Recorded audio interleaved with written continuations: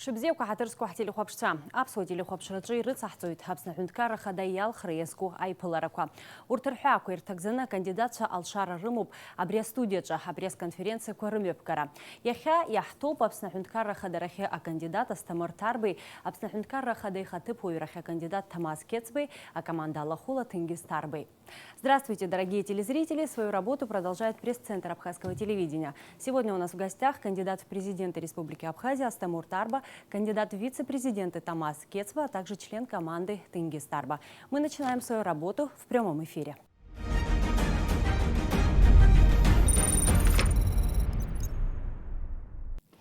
Добрый день, дорогие коллеги! Здравствуйте, уважаемые гости! Я напоминаю вам, что мы в прямом эфире ровно 60 минут.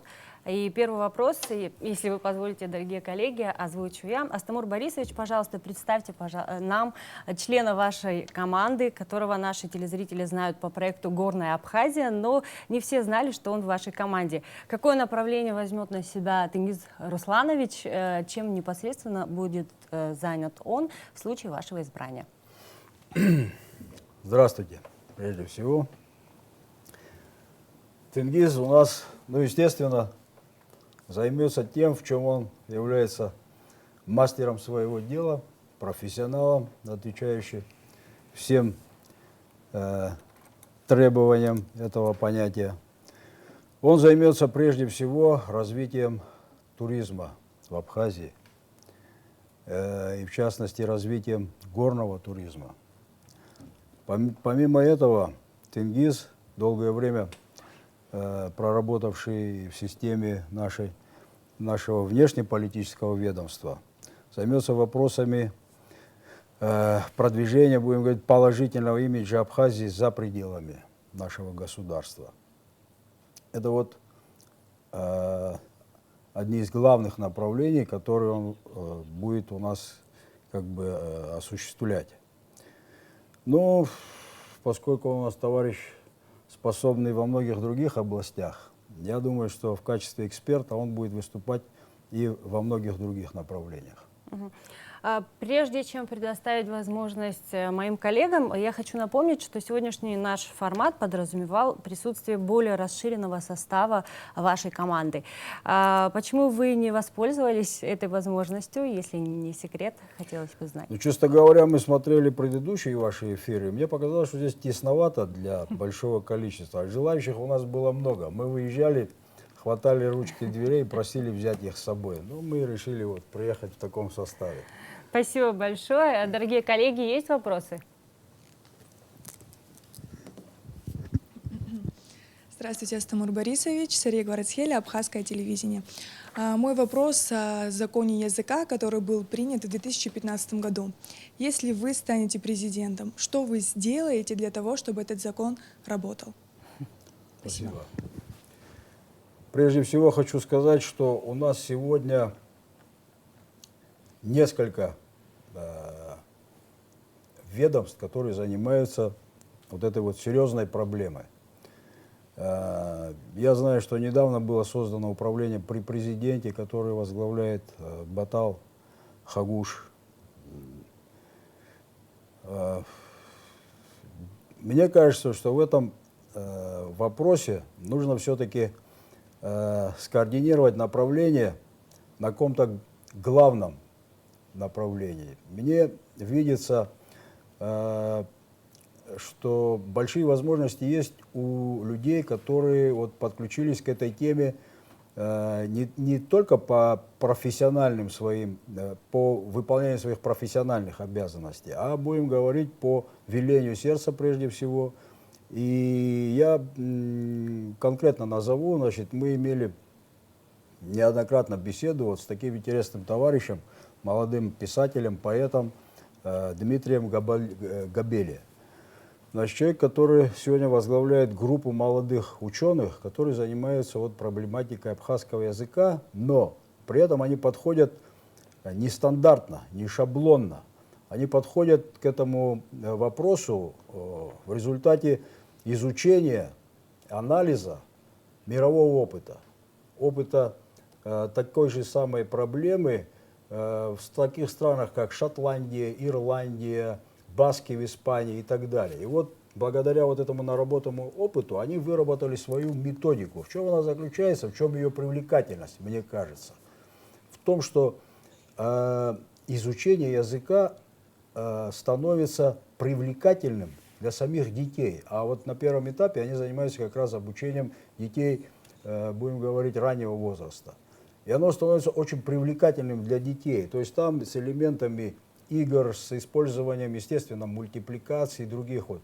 И дети просто с огромным интересом и желанием ходят вот на эти занятия. Я, насколько знаю, у них, значит, в планах развития в более как бы охват, будем говорить, и следующей возрастной категории, и дальше вот развитие этого направления. Но я ни в коем случае не умаляю те достижения и ту работу, которую проделывают наши ученые в этом направлении.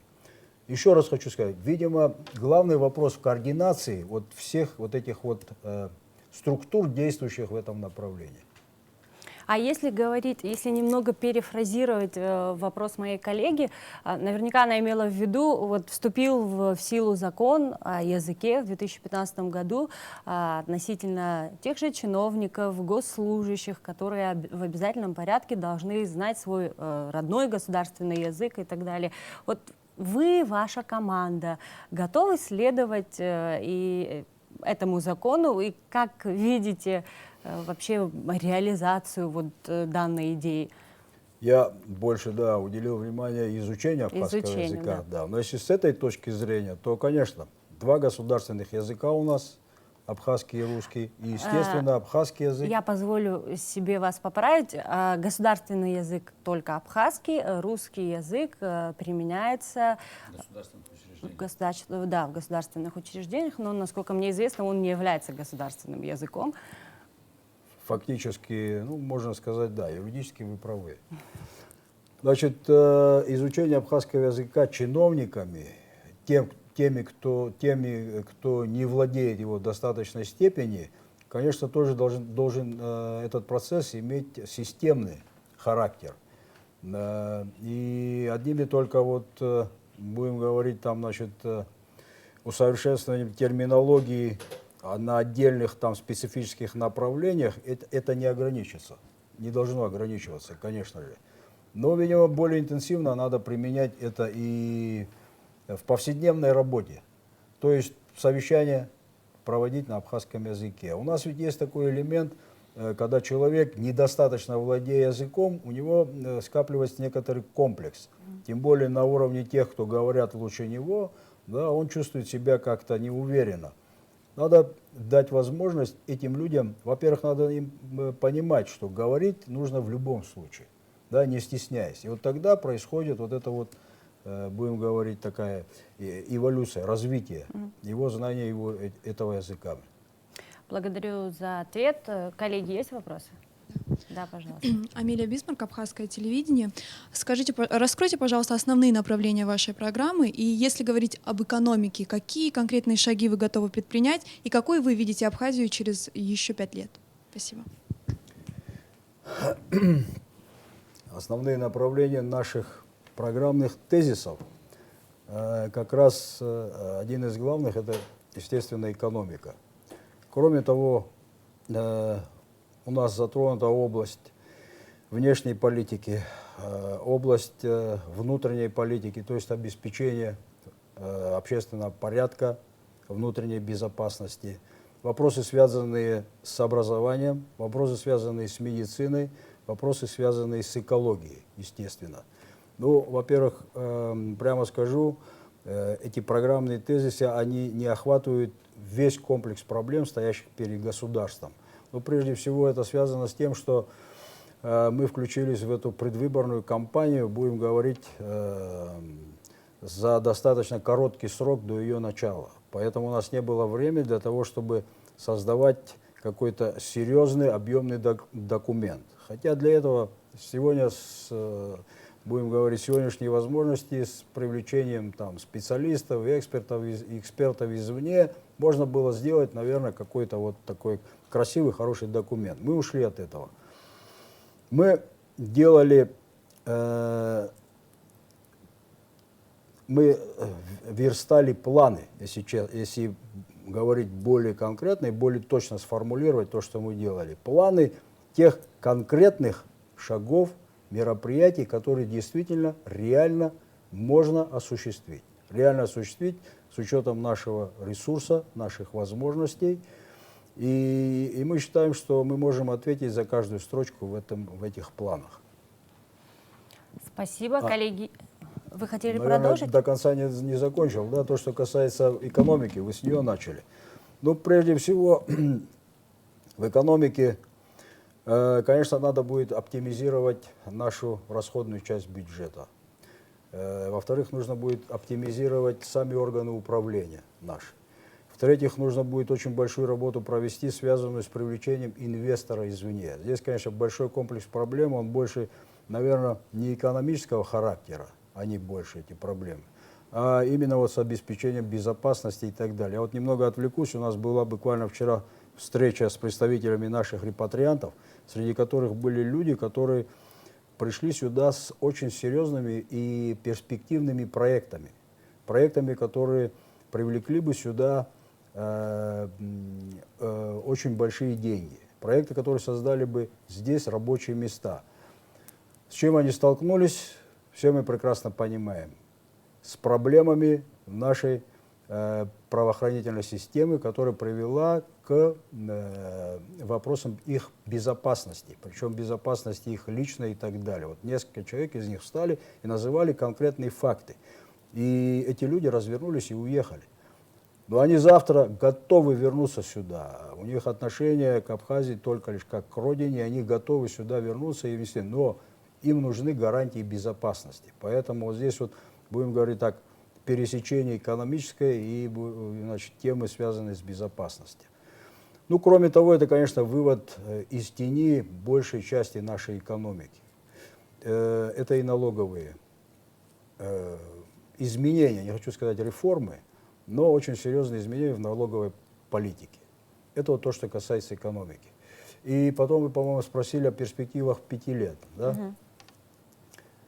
Мы считаем, я имею в виду наша команда, что если то, что мы запланировали, начнет приносить уже ощутимые, значит, результаты приблизительно через 2 года, да, это будет такой, будем говорить, я так себе образно представляю, если вот вагон, который долго стоял и уже как бы приржавели колеса, его столкнуть с места. И вот если ему придать вот эту инерцию, то к концу этого 5-летнего срока, я думаю, что мы будем видеть ощутимые изменения. И самое главное, определение целей и ориентиров, куда нам двигаться. Потому что это очень важно, и это то, что зачастую отсутствует сегодня у нас. И то, что создает проблемы во всех областях. Отсутствие целеуказания.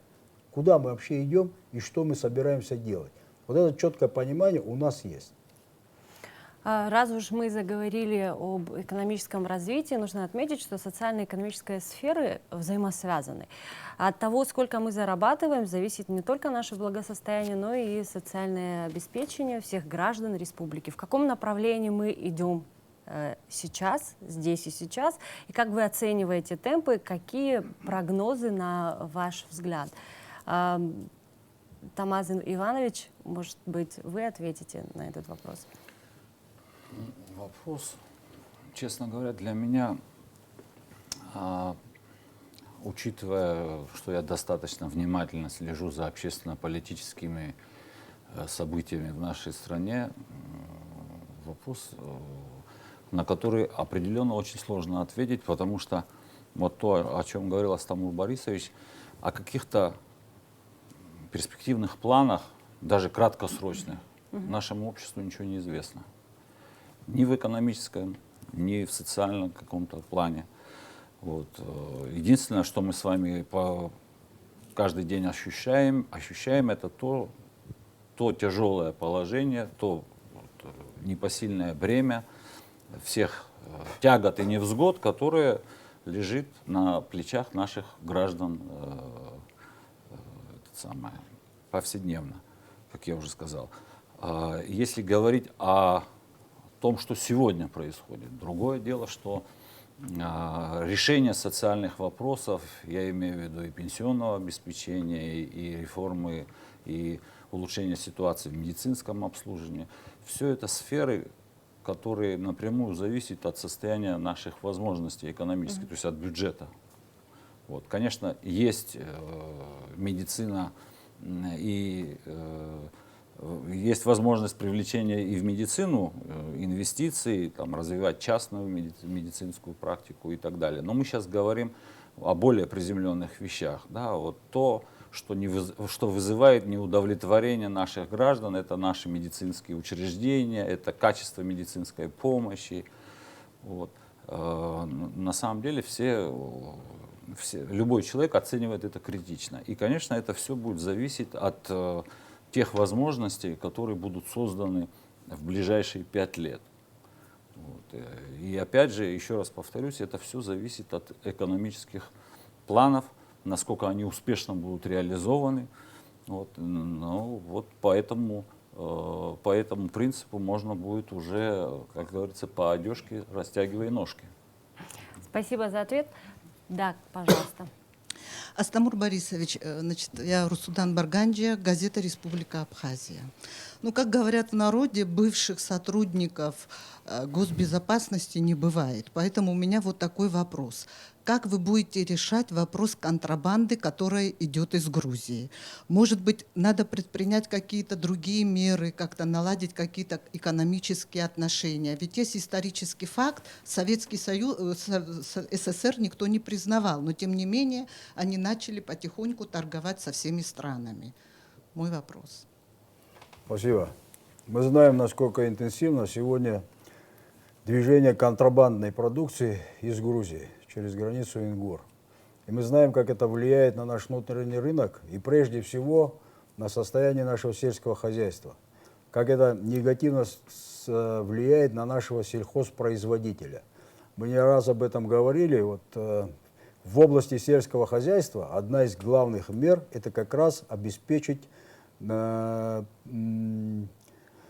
продовольственную безопасность. Совершенно верно. Вы мне правильно подсказали, продовольственную безопасность. Но я хотел сказать, что обеспечить нашего производителя, сельхозпроизводителя, да, возможностью реализовать свою продукцию. Ведь мы, когда говорим о развитии сельского хозяйства, мы говорим о развитии фермерского хозяйства. Мы не говорим, что крестьянин, который может обеспечить свою семью, это есть наша конечная цель. Наша конечная цель – это создать класс сельскохозяйственного производителя, то есть фермера.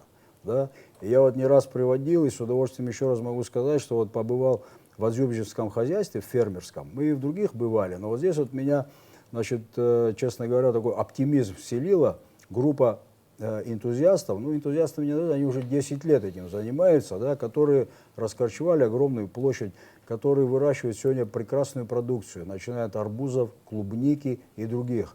Они вышли на внешний рынок, они уже вывозили свою продукцию в Россию. Причем под их брендом сегодня продают другую продукцию. Почему они не смогли в этом году выехать? Потому что они получили помощь от государства, причем очень незначительную. И самое интересное, что им просто внимания никто не уделял. Даже будем говорить, из тех структур, кто должен этим заниматься. Тоже Министерство сельского хозяйства. А ведь у них в хозяйстве работает до 100 человек. До 100 человек, которые получают зарплату в 1000 рублей. У них агрономы получают зарплату в 80 тысяч рублей. И у них есть самое главное видение, что надо делать и как надо делать. Они это делают с энтузиазмом, они делают своими руками. Они ездили, значит, изучали опыт других стран. Были в Испании, были в Израиле, Португалии. И самое интересное, что много чего, то, что рассказывали они там за границей, перенимали у них. Да? Это вот, возвращаясь к той теме, с чего мы начали, нужно, конечно, ставить барьер перед той продукцией, которая заходит у нас. Я уже не говорю о ее качестве, я уже не говорю о том, какие риски несет использование нами в пищу этих продуктов. Но, к сожалению, мы выходим на рынок и видим именно эту продукцию. В этом году неплохой урожай арбузов. Да, вот в Чулово, в Чебчерском районе, меня спрашивал производитель, пожилой мужчина, 40 тонн арбузов вырастил. Он не может их сбыть, они у него гниют на поле. экологически чистая продукция. Зато у нас полно якобы краснодарской там, и так далее. И вообще какого происхождения она, кто ее знает? Кто из тех, кто продает, имеет там какой-то сертификат и так далее, происхождения этого продукта. Да и сертификат можно написать любой. Поэтому с двух сторон границы должны быть введены барьеры в виде таможенной пошлины, которые бы защищали нашего производителя. Он не должен, значит, соревноваться в цене с той продукцией, которая заезжает сюда извне. А сделать это вполне возможно. У нас есть структуры, есть люди. Главное поставить четко задачу и следить за выполнением ее. Спасибо. Коллеги, есть вопросы? Амразрандеп хапсуа телехопша ярбан мёкой теиш по кутан хамяш тхразы анхойча ядрыхва лыц пунглада и иртиларц яхаларц отупка азарцазы. Абже асара их голос, убре атак ясаз, убре исваз убрёб, абре аглах иха яхамо. Нырцем тяхго, ара яхтио, убри ара якхарголоп барьер хазехзуру шалой хозар, арахиарым гамрота, убри акписаро пагерах, ара ибзезана яхдорот иха акута, ари нахбзша, хдухат культура, уброп ихао, убри ахцузар. وسخن يحتوز الزجاج وبري يحضر زرب وبري يحخرف زرب. Табуб, некоторые кандидаты в своих выступлениях утверждают, что одной туристической сферой поднять экономику практически невозможно. Какие перспективы в этой области вы видите? И какие изменения, на ваш взгляд, необходимы в сфере туризма? Тенгиз Русланович. Да. Спасибо. Ну, как мне кажется, в первую очередь мы должны думать о развитии круглогодичного туризма. Потенциал для этого у Абхазии огромный. И я часто говорю об этом и в вашем эфире, в эфире абхазского телевидения. Нам нужно развивать на первом этапе, потому что вложения будут не такими серьезными, развивать активный туризм, зимний туризм, в первую очередь туризм в горах. Вот, думать о том, какие услуги мы можем предоставлять зимой на побережье. И на самом деле, мне кажется, в первую очередь очень важно наладить диалог с туристической сферой. Понять, какие проблемы у нее сейчас есть, и там, где может вмешаться государство, точнее должно вмешаться, допустим, сфера оказания услуг, она на сегодняшний день нуждается в доработке, и также, допустим, есть определенная такая ценовая война между турагентствами, которые оказывают услуги в Абхазии. И также еще одна из проблем — это так называемый однодневный туризм. Конечно, это такая тема дискуссионная, и когда мы первый раз заявили о ней в Фейсбуке на официальной странице Астамура Борисовича, некоторые турагентства начали с нами дискутировать, и, конечно же, я открыт к диалогу с ними, но при этом, безусловно, есть очень большая нагрузка на природу Абхазии, на инфраструктуру Абхазии от однодневного туризма. И при этом мы не до конца понимаем в итоге к концу сезона, является ли это для нас прибылью или это является убытком, и надо пересмотреть наше отношение к тому, как сейчас мы принимаем туристов. То есть на сегодняшний день у нас есть туристы, которые приезжают на 2 недели, на 3 недели, и они, к сожалению, оказываются вот в этой ситуации, когда они стоят там 2 часа или там 1,5 часа на границе, потом, допустим, тоже озеро Рица, которое принимает ежедневно около 10 тысяч туристов. Это очень большая экологическая нагрузка на озеро. Та же Новоафонская пещера. То есть, на самом деле, есть очень много вопросов, которые необходимо решить, с одной стороны, которыми надо наконец-таки заняться анализом этих вопросов. Вот. С другой стороны, есть решения очень простые, которые приведут к тому, что туризм, точнее, значит, период туристического сезона он расширится. Он не будет, как сейчас, 2,5 месяца. Даже, да, допустим, тот же, не горнолыжный, извините, а, допустим, развитие хелиски или скитура или фрирайда, для этого никаких сильных затрат не нужно. При этом можно использовать, допустим, гостиницы, находящиеся там в Пицунде или в Гагаре, и развивать при помощи развития гражданской авиации, опять-таки. То есть, если мы вкладываемся в развитие хелиски, если мы получаем там какое-то количество вертолетов, в том числе мы развиваем гражданскую авиацию, и она оказывается для нас выгодной. И это действительно достаточно большие деньги для Абхазии, достаточно большие вливания. И это уже другая сфера туризма. Это турист богатый, у него очень высокая покупательская способность. Но очень много направлений, в которых мы можем работать. Наверное, объяснить надо, что такое это хелиски. Хелиски. Ну, это когда, допустим, на вертолетах забрасывают лыжников. У нас на сегодняшний день по соседству с нами есть Красная Поляна, один из крупнейших горнолыжных кластеров. И оттуда, и мы должны пользоваться этой возможностью. При этом у них есть определенные ограничения.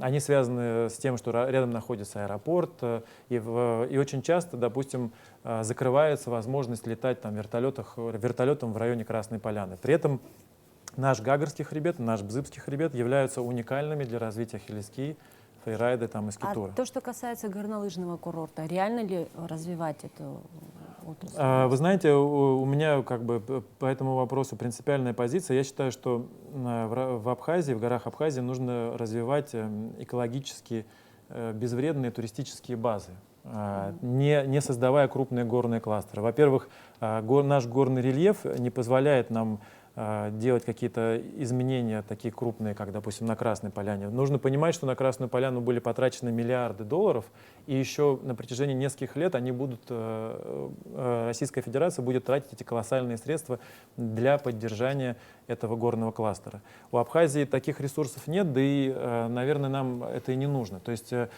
чтобы понимать, для того, чтобы построить там хороший горный курорт, нужно отдать, допустим, всю долину Аватхары, вплоть до Рицы и так далее. То есть полноценный горнолыжный спуск, он должен занимать хотя бы там 30-40 минут, а это километры и километры долин. Абхазия маленькая, у нас этих долин буквально там на пальцах одной руки можно пересчитать, и мы не можем себе позволить такие экологические риски, мы не можем так относиться к нашей природе, потому что все очень взаимосвязано. У нас очень хрупкая экосистема, и любое такое грубое вмешательство может повлиять на всех людей, живущих в Абхазии. Какие первые шаги будут предприняты вами в случае победы на этих выборах в сфере туризма? Первое — это, безусловно, диалог со всеми, кто работает в туристической отрасли.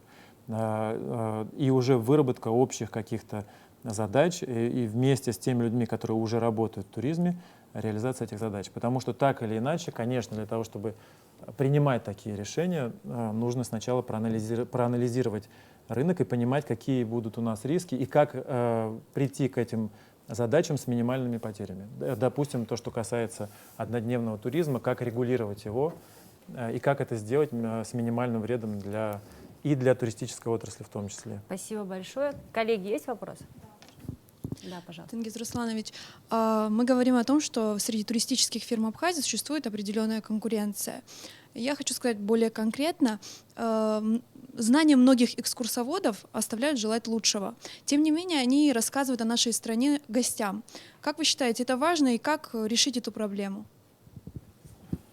Ну, насколько мне известно, при Министерстве туризма есть отдел специальный, который принимает экзамен у всех экскурсоводов.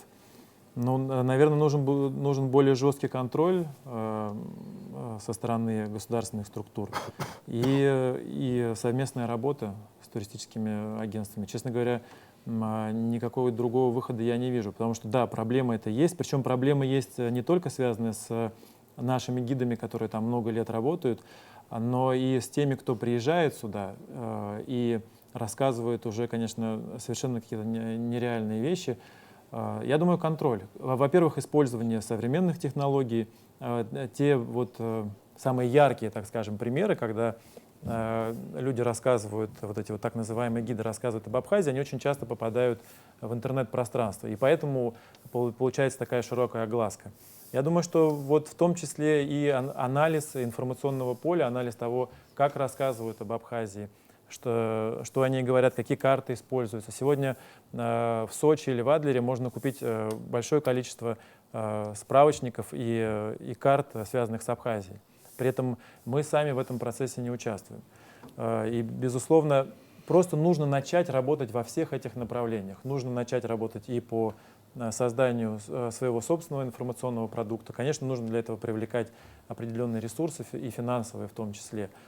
Как мне кажется, вот до этого были озвучены как бы разные направления, в том числе и в сфере туризма, и в сфере информационной политики нам нужно создавать механизмы, очень серьезные, сильные механизмы. На сегодняшний день, к сожалению, они у нас просто-напросто отсутствуют. И поэтому мы сталкиваемся со всеми этими проблемами. Спасибо, коллеги. Есть вопросы? Если пока вопросов нет, я позволю себе озвучить следующий мой вопрос. Многие из кандидатов в своих выступлениях говорят о необходимости реформирования правоохранительной системы. Более того, считают реформы в этой области первоочередными. Какие работы вы планируете проводить в этой области в случае вашего избрания? Вообще, по поводу правоохранительной системы, наверное, Тамаз Иванович, он добавит, наверное, потом к тому, что я скажу.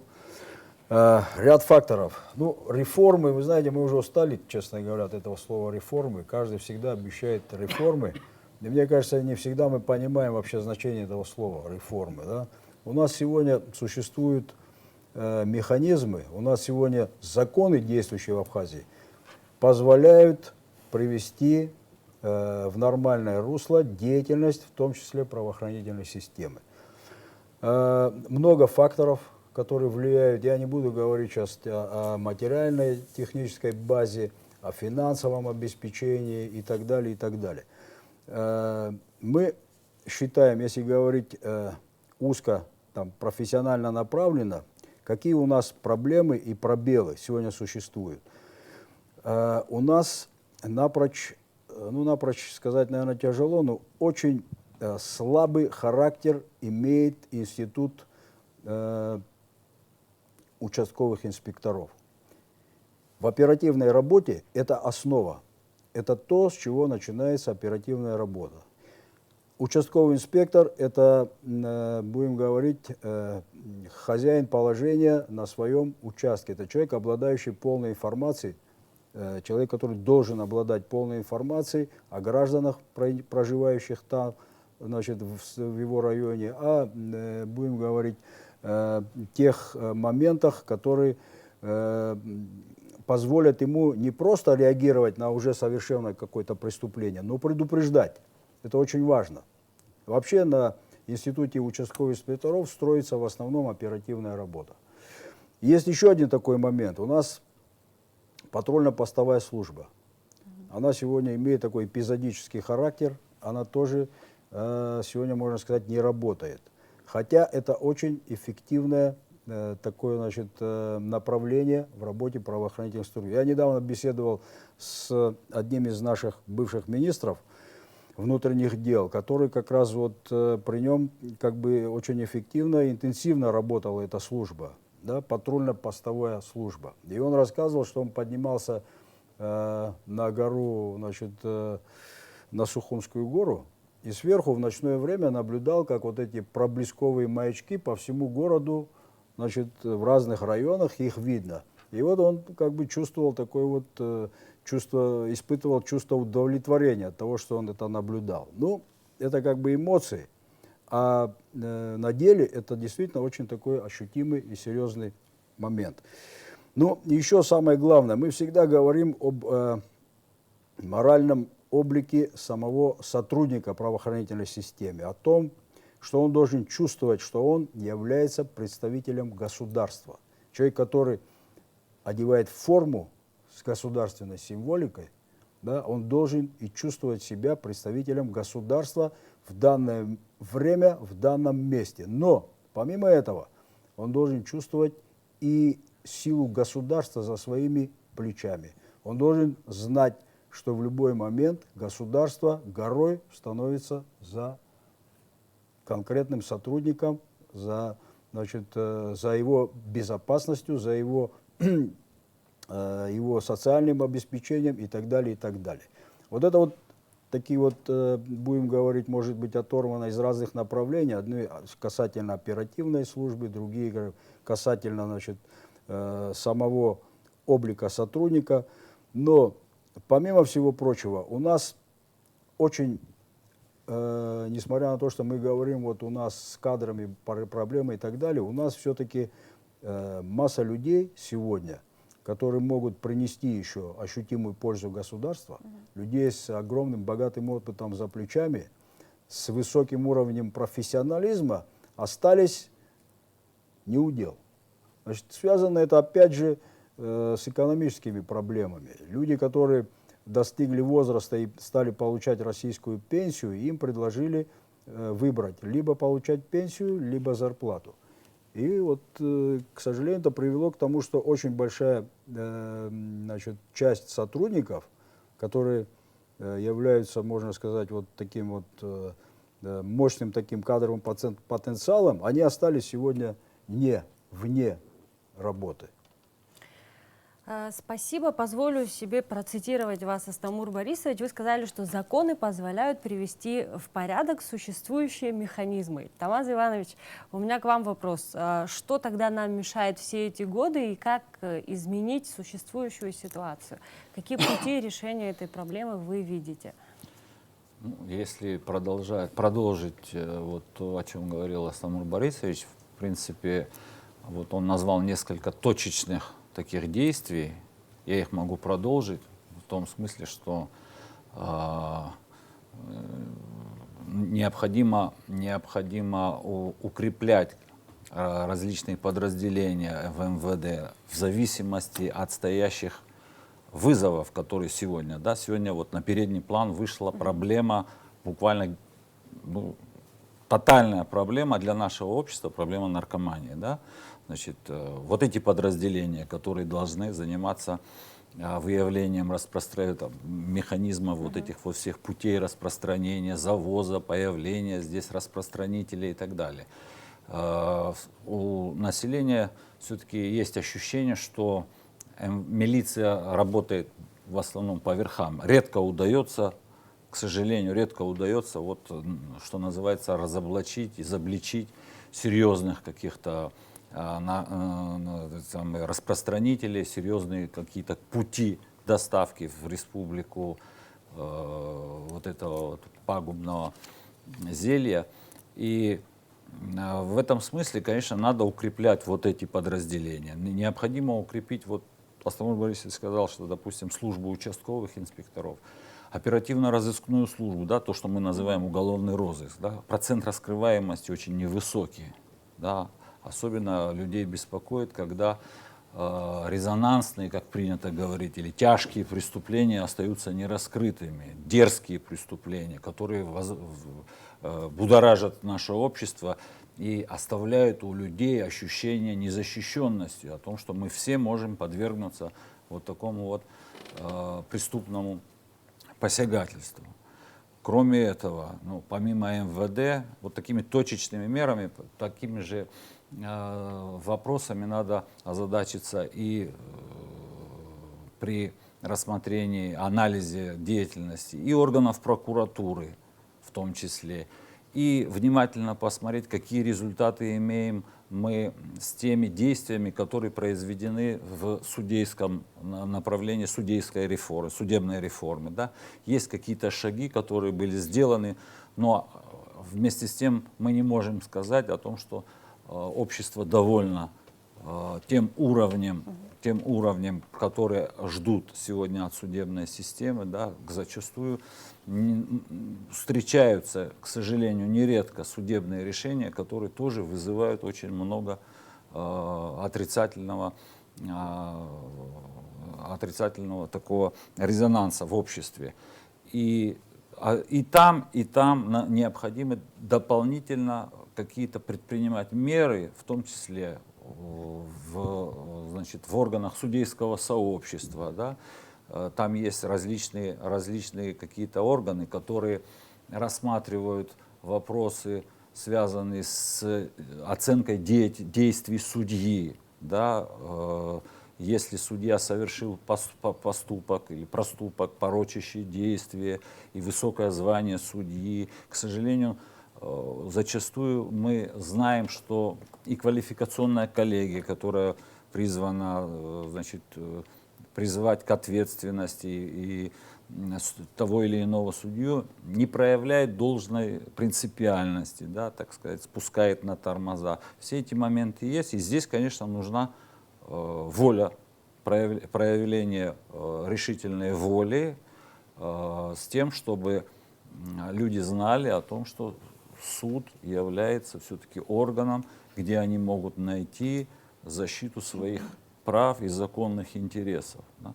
Все-таки правоохранительная система — это целый комплекс государственных органов, где государство должно защищать интересы своих граждан, в том числе и, кстати, в экономической сфере. Да. У нас, к сожалению, очень немного обращений по поводу экономических споров. Это может говорить об очень разном. Во-первых, о неразвитости экономической системы, то есть недостаточно много субъектов экономической деятельности, серьезных субъектов, которые бы могли бы вступать в какие-то экономические отношения по поводу там поставок чего-то, продажи чего-то или там каких-то обязательств и так далее, с одной стороны. А с другой стороны, мы зачастую слышим, что субъекты экономической деятельности, то есть бизнес, обращается за решением своих проблем к криминалу. И получается, что криминал является более эффективным регулятором, чем государственный орган. Понимаете? И общество это тоже видит, и эта информация известна обществу. Это крайне негативно на, так сказать, на сознание общества влияет. Вот. Со всеми этими вопросами придется разбираться и проводить такую достаточно твердую государственную линию. Благодарю. Да, пожалуйста, коллеги. Астамур Борисович, вот вы сказали, что вам немножко приело слово «реформа». Ну скажите, пожалуйста, если вы одержите победу в выборах, с чего вы начнете? С самого первого.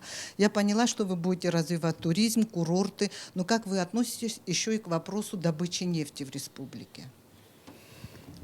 Ну, начнем мы, наверное, прежде всего, как мы уже отвечали на этот вопрос, с распуска действующего правительства. Так положено, да. Конкретнее можно? Поконкретнее.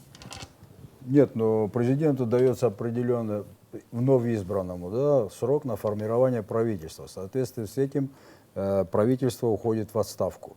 Поэтому это говоря о конкретике, да, что мы конкретно с чего начнем. Но то, что касается туризма, нет. Не только туризм, все направления требуют, во-первых, будем говорить, инвентаризации того, что у нас вообще есть на сегодняшний день. И, конечно, мы этим занимаемся и сейчас, и занимаемся уже в течение вот этих вот 4-5 месяцев. Но самое главное ведь, у нас очень много решений в различных направлениях, принятых да, и нынешней, и предыдущей властью, они правильные, они хорошие, вроде, да, но они так и остаются на бумаге. Дело в том, что не работает система, не работает механизм доведения хорошего решения, да, вообще любого, до конца. То, что есть как бы та задача, с которой люди приходят в органы управления, в органы власти.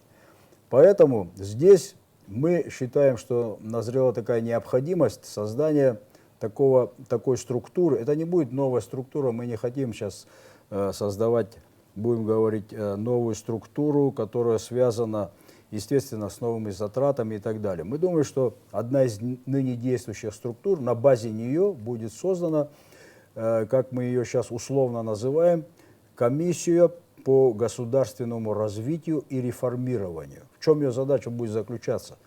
Вот те вещи программные, да, вот программные, для того, чтобы их наполнить содержанием, то есть расписать пошагово план конкретных действий, расписать по срокам, по конкретным лицам исполняющим и в дальнейшем следить за исполнением вот этих. Вот тогда можно только говорить о планомерной работе, о планомерном движении к цели, да, поставленной.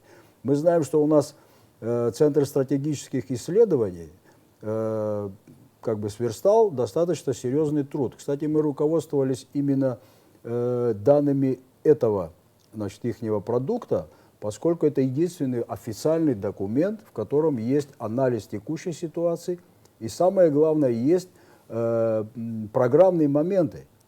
И по этой программе было принято решение, был даже указ президента о начале выполнения.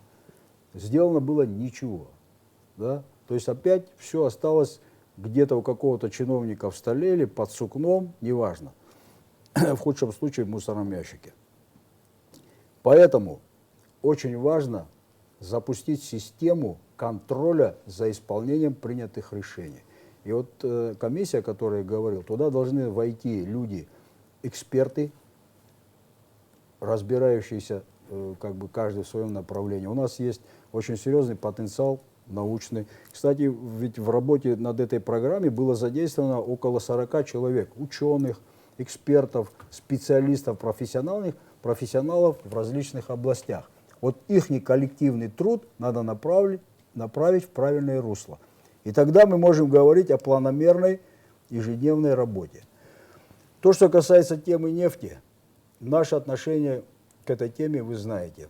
Во-первых, руководствуясь, опять же, той информацией, которая в общем доступе, значит, запасов нефти ощутимых, запасов, которые могли бы говорить о мощном рывке экономическом Абхазии, благодаря тому, что мы начнем ее разрабатывать, нет. Это, кстати, информация исходит от экспертов, которые представляли интересы компании «Абхазойл». И они высказали это на последнем заседании парламентской комиссии. И это все задокументировано, запротоколировано. То есть это из первых уст, из уст людей, которые сами занимаются этой темой. Второе, почему вообще эти все проблемы у нас возникли? Ведь на разном этапе возникновения вообще этой темы разработки нефти с нашей стороны как раз был существенный пробел в плане отсутствия экспертов, да, представляющих интересы нашей Абхазии. Были чиновники, были в различные периоды, значит, наши премьер-министры и команда, которые с ними, значит, там участвовали в этом, но не было экспертов, которые бы разбирались в этой теме и защищали бы наши интересы.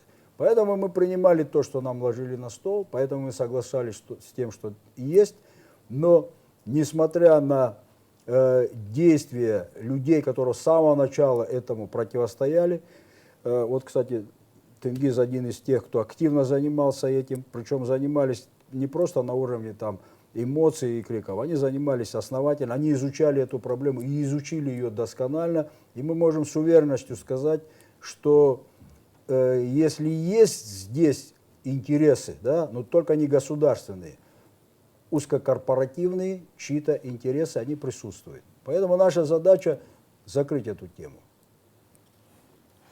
Спасибо большое. Коллеги, есть вопросы?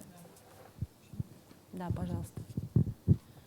Астамыр Борисовна, дула хадас шалархар, шушпарц храло, вот спех пейп шихара гея худжира чазадзо та чарако.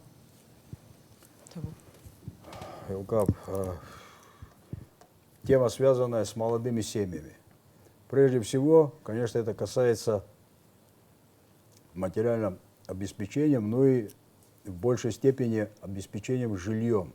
Потому что мы знаем, с какими проблемами сталкиваются молодые семьи в плане получения жилья. Есть мнение, которое, значит, есть такое мнение у многих людей, что государство может взять на себя строительство, капитальное строительство, которое может обеспечить интересы многих молодых семей. Я считаю, что сегодня наш экономический потенциал не позволяет это сделать. Но есть различные формы, да, которые могут как раз позволить решать эти вопросы. В чем они заключаются? Ну, надо, во-первых, все-таки подходить как бы не шаблонно, надо придумать какие-то новые вещи. Вот мы на одной из встреч, опять же, в Пицунде, услышали из уст женщины, жительницы поселка Пицунды, предложение в таком плане. Земельные участки, которые у нас сегодня под парами, что называется, не возделывается на них никакая продукция, они десятки лет стоят и прорастают бурьяном и так далее. И вот на этих участках, что если строить, ну, будем говорить, бюджетное жилье, то есть отдельные, допустим, домики коттеджного типа, да, те же деревянные, с небольшими земельными наделами к этим домикам, и обеспечивать как раз молодые семьи, при этом кредитуя их в плане ипотеки. Небольших денег это будет стоить.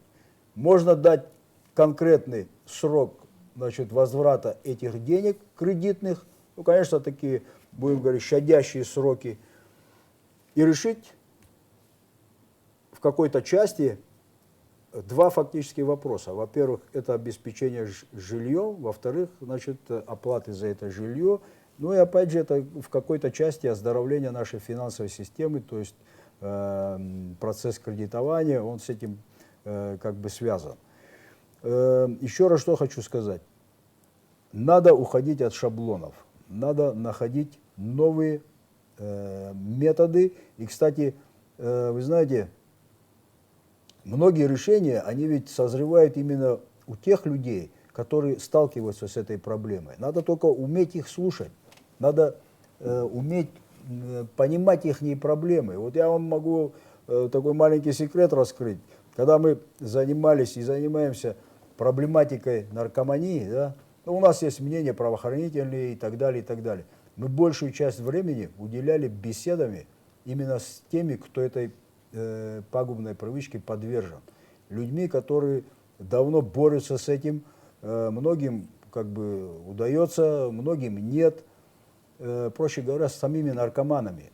Лучше них никто не знает, как бороться с этим, во-первых, и лучше них никто на себе не ощутил вот эту проблематику. И многие вещи, многие решения как раз вот и ложатся на бумагу благодаря общению вот с этими людьми. То же самое и здесь. Спасибо большое, дорогие гости, дорогие коллеги. Я напоминаю, что мы в эфире более 50 минут. Коллеги, если есть заключительные вопросы, пожалуйста, мы вас слушаем. Как вы считаете, должна ли существовать в Абхазии национальная идеология? Национальная идеология? Ну, вы знаете, у нас одна из главных идей, вообще, вокруг которой мы сплотили команду, и вообще ради которой мы шли на эти выборы, это есть идея как раз объединения людей. Но объединение ради объединения как бы не имеет смысла. Поэтому должна быть, естественно, идея. Но каждое время, каждая эпоха историческая, она выдвигает свои какие-то идеи, свои цели, к которым нужно двигаться именно всем обществом. Вот я считаю, что на данном этапе, да, у нас вот созрела идея построения такого общества верховенства закона, общества с высокими принципами справедливости. Конечно, нигде в мире справедливость как бы она не восторжествовала, да, в полной мере, но стремиться к этому мы должны. В чем она заключается? У нас независимо от национальной принадлежности, религиозной принадлежности, независимо от социального уровня, статуса, возможностей экономических, люди должны понимать, что мы равны друг перед другом. Да? Мы равны во всем. Все должны платить налоги, все должны в случае, значит, там, нарушений платить штрафы. Все дети всех людей должны пройти службу в армии. Вот этот принцип, он должен как раз, вот, я думаю, и служить на сегодняшний день национальной идее. Конечно, они меняются в разное время. Я вот как-то говорил тоже, опять же, в телевизионном эфире, что во времена Эдгалора были другие цели. Они ставили перед нашим обществом. Во время войны были другие цели. Сегодня я считаю, что вот эта вот идея, цель, которая созрела, и ради нее как раз и надо сплотить наше общество и назвать ее национальной идеей. Дорогие коллеги, есть вопросы? Если вопросов нет, ну, в завершении нашей сегодняшней встречи хотелось бы узнать, как проходит предвыборная кампания, как вы оцениваете свои шансы. Астамур Борисович, По очереди, как, отсюда, оттуда. как удобно. Мне бы в заключение хотелось сказать, так как я представляю тех, кто говорит о туризме, о информационной политике, что туризм обладает огромным потенциалом, и мы не должны недооценивать его. И именно туризм может нам помочь развивать и возрождать нашу культуру, наши традиции, нашу этнографию. Он может нам помочь развивать безопасность в горах, допустим. И те направления, которые мы будем развивать, они будут как помогать нам в развитии туризма, так и помогать в развитии инфраструктуры, которая необходима нам самим. И поэтому я считаю туризм крайне важным направлением, которым мы должны заниматься. То же самое касается информационной политики. Мы должны в корне пересмотреть нашу позицию по информационной политике. Мы должны понимать, какое влияние имеют сегодня современные технологии на наше общество и какое влияние они имеют на тех людей, которые смотрят на Абхазию и принимают решения, начиная от того, приедут ли они в Абхазию как туристы, приедут ли они в Абхазию как инвесторы и так далее. Вот все эти вопросы требуют переосмысления, требуют того, чтобы мы по-новому посмотрели на них и, безусловно, создали необходимые механизмы, которые помогут нам эффективно продвигать Абхазию и двигаться дальше. Спасибо. Тамаз Иванович? Ну, я хотел бы сказать в продолжении того, что Тенгиз сказал, безотносительно результатов выборов, я хочу сказать, выразить свое глубокое убеждение о том, что у нас есть все возможности, несмотря на то, что мы сегодня находимся в достаточно сложном положении, у нас есть все возможности, у нас есть талантливейшая молодежь, у нас есть выдающиеся достижения в области культуры, в спорте. Вот. У нас все возможности есть для того, чтобы встать в один ряд с развитыми, преуспевающими, благополучными странами. Нужно всем вместе, как говорится, объединиться, сформировать дееспособную власть, контролировать ее. Не так просто выбрали в 5 лет один раз и пошли заниматься своими делами. А вот вся особенность современных обществ состоит в том, что граждане каждый день, в зависимости от принимаемой властью решения, они каждый день дают оценку своей власти. Вот. И у меня в этом смысле есть большой оптимизм. Спасибо. Астамур Борисович. У вас Да, время я 3 вижу минуты. мало. Да, ну конкретно вопрос был поставлен, насколько я помню, как мы оцениваем нынешнюю предвыборную такую, значит, Компанию и как вы оцениваете да. свои шансы, свои позиции? Да, ну, во-первых, я хочу сказать, что есть такой оптимизм. Если мы подошли уже, нам осталось там буквально несколько дней, и сегодня можем сказать, что без эксцессов подошли, без, значит, каких-то очень серьезных таких накалов страстей. Тем не менее, конечно, мы наблюдаем такие моменты, будем говорить, которые будоражат общество. Да? Ну, я думаю, что здесь власти надо все-таки быть более, будем говорить, более честным со своими гражданами и все-таки проявить более уважение и любовь к своему народу, потому что нельзя говорить о народе, нельзя к нему обращаться, при этом проявляя действительно неуважение к народу. Я имею в виду вот те действия, которые связаны сегодня там с откровенными подкупами и другими вещами. Но, и тем не менее, мы подошли без, как я уже сказал, эксцессов, спокойно. И я очень надеюсь, что мы так и пройдем эти выборы. Потому что, ну, в конце концов, нам надо расти. Нам не надо наступать на одни и те же грабли, не надо допускать одни и те же ошибки, и не надо решать свои вопросы путем площадных, митинговых и так далее, бряцания там, значит, не дай бог, оружием и демонстрации своей силы. Раз мы сказали, что мы демократическое государство, значит, мы должны придерживаться именно этих принципов. Вот это у меня большая надежда. Надежда на то, что люди наконец поймут, что выборы это, будем говорить, не самая такая вот крайняя точка в нашей жизни. Вы знаете, я всегда вспоминаю слова Бисмарка, который говорил: никогда люди столько не врут, как во время войны, после охоты и во время предвыборной кампании. Иногда нам тоже вот очень трудно, как бы, не то что трудно, приходится контролировать себя в том, чтобы что-то не пообещать лишнего, не взять на себя какую-то. Я думаю, что мы пока прошли с тем, что завтра нам никто не предъявит. Да, но касательно наших планов, мы уверены в своих силах. Мы знаем, что мы сможем их осуществить, если народ сделает соответствующий выбор. Спасибо вам большое, дорогие гости. Коллеги, благодарю вас за ваши вопросы. Табуб хашас хутиха иха хастара куртак ахи гошцат. Акыр япсо حتى خوابشتا دشزنك شكوالا سرشويت يخا حستار كورتاك شغرتو زبسنا حندكار أخذ رخيا كانديدات استمر تاربي أبسنا حندكار أخذ يخطبو رخيا كانديدات تماز كيسبي أكماندا هلا خولا تنجز تاربي يايو حيوك شرق لنزا أبزيرس